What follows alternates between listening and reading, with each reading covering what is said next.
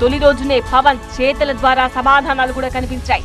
10 ఏళ్ల రాజకీయంలో పవన్ చెప్పిన మెయిన్ డైలాగ్ సమస్యలపై అధ్యయనం చేస్తున్నా అనేదే. ఆనాడు అంతా తమాషాగా తీసుకున్నారు గానీ సమస్యలపైన, వాటి పరిష్కారాలపైన ఎంతటి అధ్యయనం చేశారో డిప్యూటీ సీఎంగా బాధ్యతలు తీసుకున్న తొలినాడే తెలిసింది. ప్రశ్నించడంలోంచే జనసేన పుట్టిందన్న పవన్ కళ్యాణ్ ఆ ప్రశ్నల్లోనే సమాధానాలు సైతం వెతికారు. అందుకే ఉపాధి హామీ పథకాన్ని వ్యవసాయానికి అనుసంధానం చేస్తూ తొలి సంతకం పెట్టారు డిప్యూటీ సీఎం కొణిదెల పవన్ కళ్యాణ్. 5 ఏళ్ల క్రితం 2019 మహిళా దినోత్సవం నాడు ఆంధ్రప్రదేశ్ ఆడపడుచులకు ఓ హామీ ఇచ్చారు పవన్ కళ్యాణ్. ఉపాధి హామీ పథకాన్ని వ్యవసాయానికి అనుసంధానం చేస్తానంటూ ప్రామిస్ చేశారు. గుర్తుపెట్టుకోండి, నా పేరు పవన్ కళ్యాణ్, మహిళా దినోత్సవం రోజున జనసేన ఇస్తున్న మాట ఇది అంటూ చెప్పుకొచ్చారు.